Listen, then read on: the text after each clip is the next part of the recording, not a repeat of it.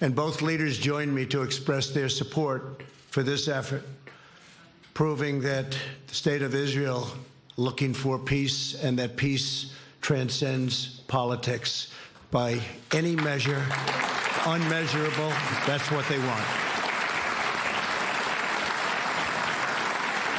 On my first trip overseas as president, I visited the Holy Land of Israel.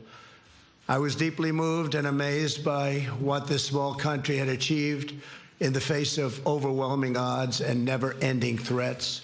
The state of Israel comprises only a minuscule amount of land in the Middle East, and yet it has become a thriving center of democracy, innovation, culture, and commerce. Israel is a light unto the world. The hearts and history of our people are woven together. The land of Israel is an ancient home, a sacred place of worship, and a solemn promise to the Jewish people that we will never again repeat history's darkest hour.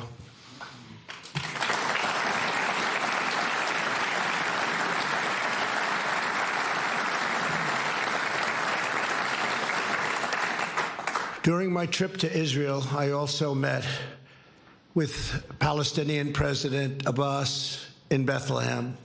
I was saddened by the fate of the Palestinian people. They deserve a far better life. They deserve the chance to achieve their extraordinary potential. Palestinians have been trapped in a cycle of terrorism, poverty, and violence, exploited by those seeking to use them as pawns to advance terrorism and extremism. I returned from my visit determined to find a constructive path, and it's got to be a very powerful path forward in the Israeli-Palestinian conflict. To further this effort, I also met with President Abbas at the White House. Forging peace between Israelis and Palestinians may be the most difficult challenge of all. All prior administrations, from President Lyndon Johnson, have tried and bitterly failed. But I was not elected to do small things or shy away from big problems.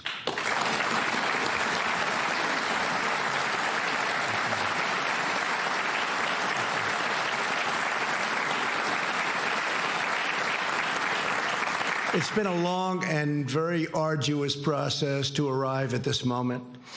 On Sunday, I delivered to Prime Minister Netanyahu my vision for peace, prosperity, and a brighter future for the Israelis and Palestinians. This vision for peace is fundamentally different from past proposals. In the past, even the most well-intentioned plans were light on factual details and heavy on conceptual frameworks. By contrast, our plan is 80 pages and is the most detailed proposal ever put forward by far. As I have seen throughout my long career as a deal maker, complex problems require nuanced, fact-based remedies.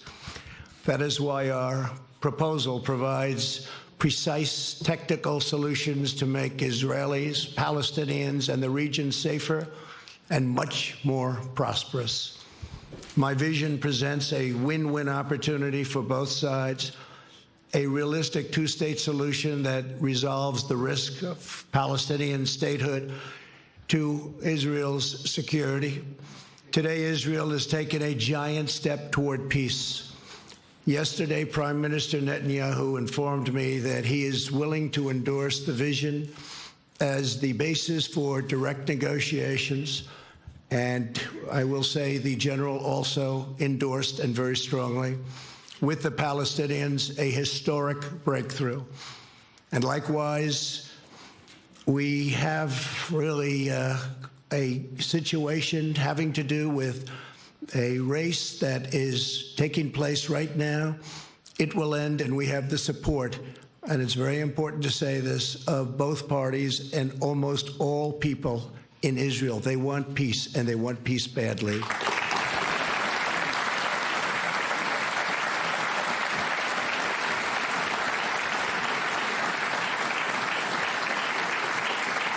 This is the first time Israel has authorized the release of a conceptual map illustrating the territorial compromises it's willing to make for the cause of peace, and they've gone a long way. This is an unprecedented and highly significant development. Mr. Prime Minister, thank you for having the courage to take this bold step forward.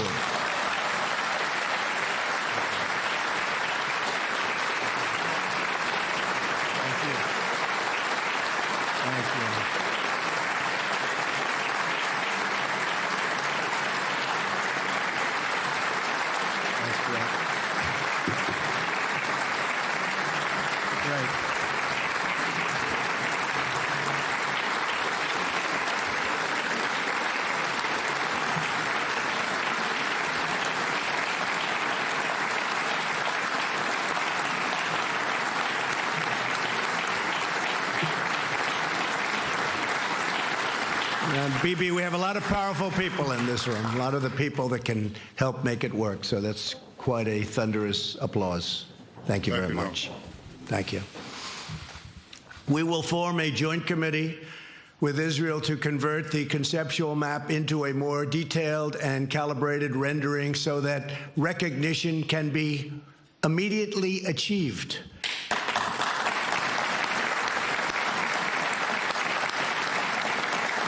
We will also work to create a contiguous territory within the future Palestinian state for when the conditions for statehood are met, including the firm rejection of terrorism.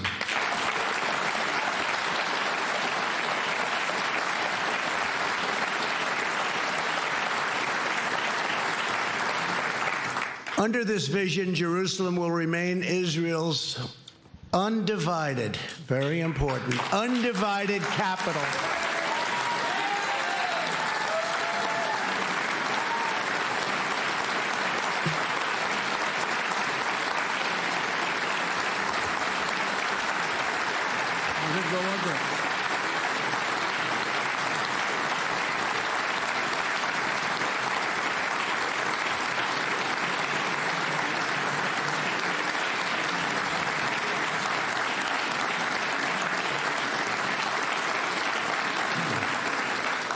But that's no big deal, because I've already done that for you, right? We've already done that, but that's okay. It's going to remain that way. And the United States will recognize Israeli sovereignty over the territory that my vision provides to be part of the state of Israel. Very important. And crucially, the proposed transition to a two-state solution will present no incremental security risk to the state of Israel whatsoever. We will not allow a return to the days of bloodshed, bus bombings, nightclub attacks, and relentless terror. Won't be allowed. Peace requires compromise, but we will never ask Israel to compromise its security. Can't do that.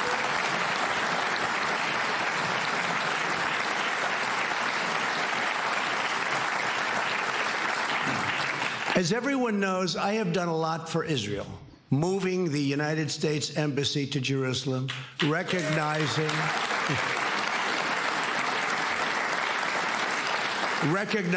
the Golan Heights,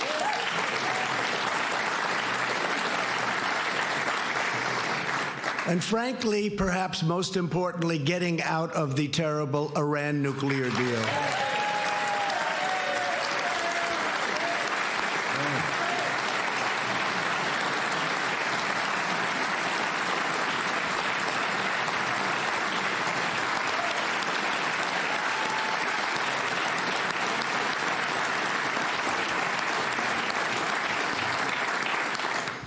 There's a lot of spirit in this room. It's true. You don't see it often. You don't see it often. Therefore, it is only reasonable that I have to do a lot for the Palestinians, or it just wouldn't be fair. Now, don't clap for that, okay? But it's true. It wouldn't be fair. I want this deal to be a great deal for the Palestinians. It has to be. Today's agreement is a historic opportunity for the Palestinians to finally achieve an independent state of their very own. After 70 years of little progress, this could be the last opportunity they will ever have, and last for a lot of reasons. We'll never have a team like we have right now. We have a team of people that love the United States, and they love Israel, and they're very smart and very, very committed, from your ambassador, David Friedman,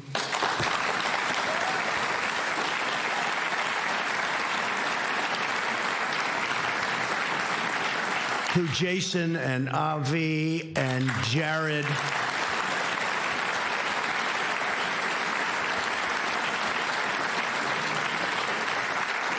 and they're all great deal makers, and they also understand the other side, and they want the other side to do well, because that's the sign of a great deal, and they understand that. And I just appreciate all of the hard work you put in, and so many of your other friends, and of course our great Secretary of State, Mike Pompeo. Look at, whoa.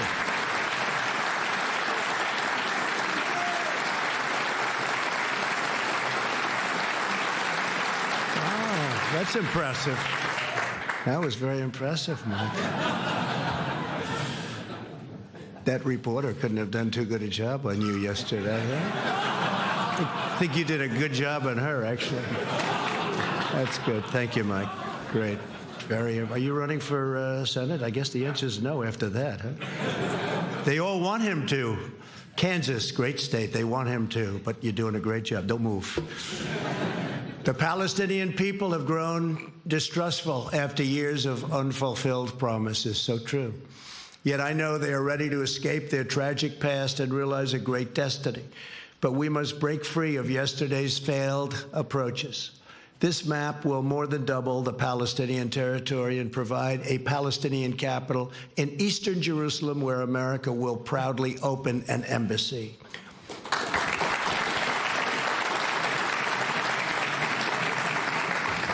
No Palestinians or Israelis will be uprooted from their homes. Israel will work closely with a wonderful person, a wonderful man, the King of Jordan, to ensure that the status quo of the Temple Mount is preserved, and strong measures are taken to ensure that all Muslims who wish to visit peacefully and pray at the Al-Aqsa Mosque will be able to do so. This is a major statement. This is of major importance. And at the same time, our vision will deliver massive commercial investment of $50 billion into the new Palestinian state. You have many, many countries that want to partake in this, and many of them are surrounding. They all want this to happen. Virtually every one of them want this to happen, and I think, Bibi, you know that very well. You're going to have tremendous support from your neighbors and beyond your neighbors. Over the next 10 years, if executed well, 1 million great new Palestinian jobs will be created. Their poverty rate will be cut in half, and their poverty rate is unacceptable now and only getting worse. Their GDP will double and triple, and much-needed hope, joy, opportunity, and prosperity will finally arrive for the Palestinian people. Our vision will end the cycle of Palestinian dependency upon charity and foreign aid. They will be doing phenomenally all by themselves. They are a very, very capable people.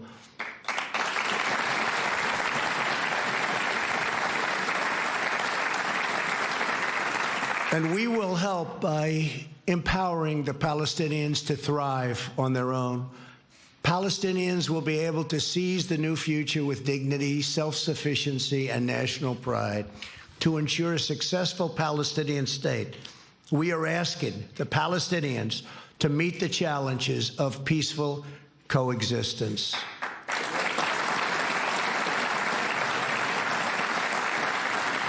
This includes adopting basic laws enshrining human rights, protecting against financial and political corruption, stopping the malign activities of Hamas, Islamic Jihad, and other enemies of peace, ending the incitement of hatred against Israel, so important, and permanently halting the financial compensation to terrorists.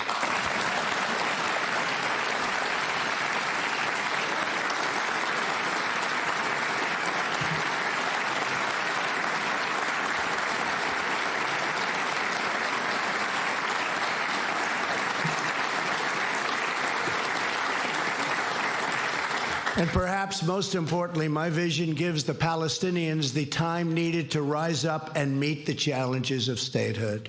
I sent a letter today to President Abbas. I explained to him that the territory allocated for his new state will remain open and undeveloped for a period of 4 years. During this time, Palestinians can use all appropriate deliberation to study the deal, negotiate with Israel, achieve the criteria for statehood, and become a truly independent and wonderful state. President Abbas, I want you to know that if you choose the path to peace, America and many other countries, we will be there. We will be there to help you in so many different ways. And we will be there every step of the way. We will be there to help.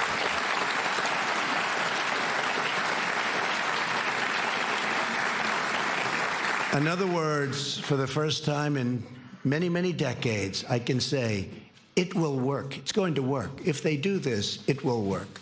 Your response to this historic opportunity will show the world to what extent you are ready to lead the Palestinian people to statehood. The Middle East is changing rapidly.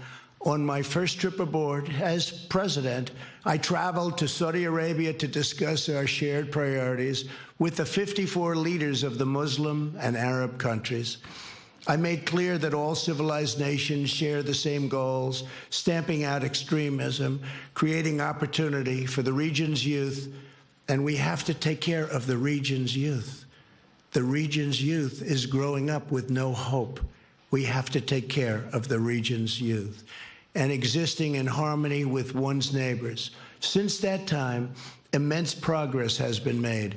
A growing number of nations have taken strong stands against terrorism and radicalizations. You see it.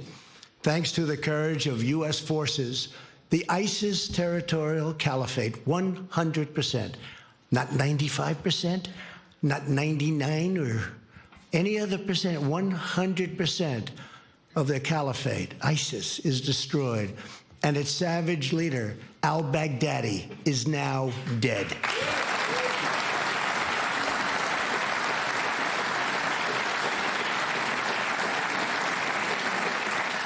And I want to thank, we have some of our great senators and congressmen and women here, and I want to thank you all for the tremendous help.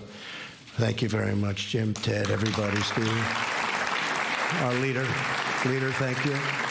Mark, thank you. Great people. These are great people. They work so hard, and they love this country. The Iranian regime is isolated and weakened greatly. We eliminated Qasem Soleimani, the world's top terrorist.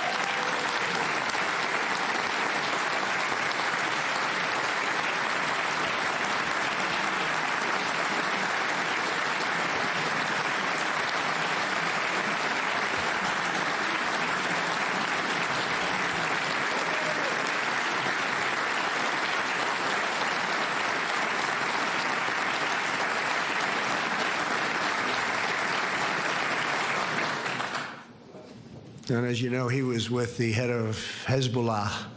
I don't think they were up to anything good. I don't think so. He ran an organization called Jerusalem Liberation Forces and used his hatred, total severe hatred of Israel, as a rallying cry to divert attention from the incompetence and shortcomings of his government. He falsely promoted the sinister notion that a free Jerusalem, we must really be at war with Israel. So to have it free, we have to be at war with Israel. And he said it very, very powerfully.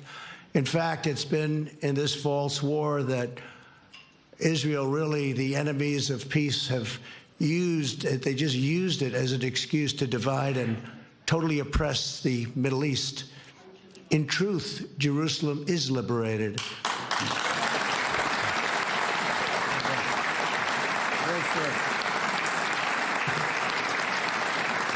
Jerusalem is a safe, open, democratic city that welcomes people of all faiths and all places.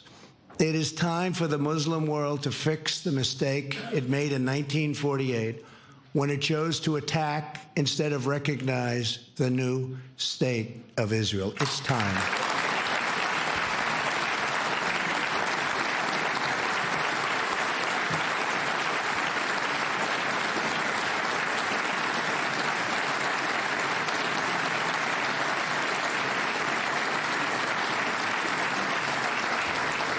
Since then, the amount of needless bloodshed and all squandered opportunities, so many squandered opportunities in the name of senseless causes, is beyond measure.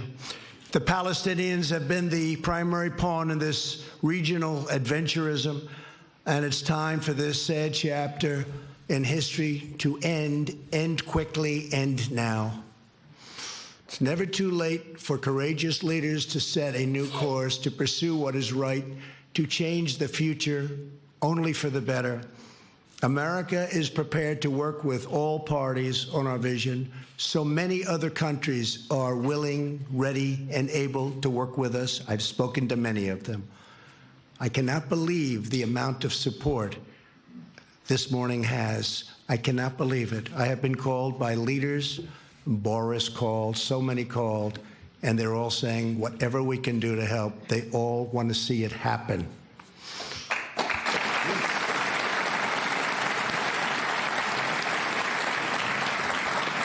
But America cannot care more about peace than the stakeholders in the region. There are many Muslims who never visited Al-Aqsa, and many Christians and Jews who never visited the holy sites in the West Bank described so vividly in the Bible. My vision will change that. Our majestic biblical heritage will be able to live, breathe, and flourish in modern times. All humanity should be able to enjoy the glories of the Holy Land. This part of the world is forever connected to the human soul and the human spirit. These ancient lands should not be symbols of conflict, but eternal symbols of peace. Thank you again for all of the work you've all done and all of these incredible honored guests for being here. And in particular, I want to thank Prime Minister Netanyahu. I also want to thank Oman, Bahrain, and the United Arab Emirates for the incredible work they've done, helping us with so much and sending their ambassadors to be with us today. Thank you very much for being here. Oman, Bahrain, and the Arab Emirates? Yeah.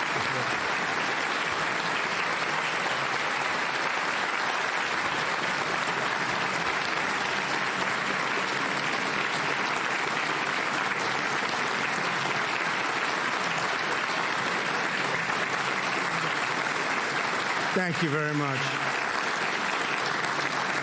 Thank you very much. Please give our regards.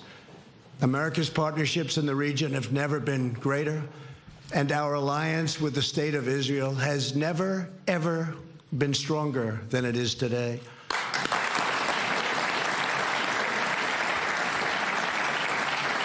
Together, we can bring about a new dawn in the Middle East. And I would now again, just like to thank everybody and a very special group of people, an incredible group of people. So many have been with us on this journey right from the beginning, and we're getting there. It's, they say it's the toughest deal ever to make. In business, when I have a tough deal, people would say, this is tougher than the Israelis and the Palestinians. They used it as an excuse, meaning that was always the standard. Actually, there's nothing tougher than this one, but we have to get it done. We have an obligation to humanity to get it done.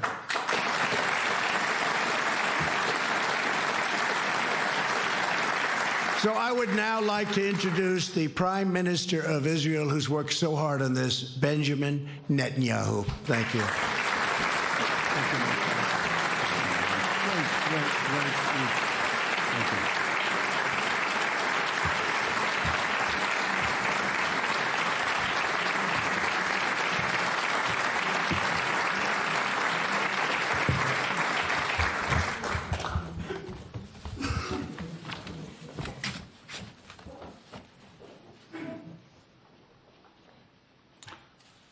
In the Middle East, we drink water before a long voyage.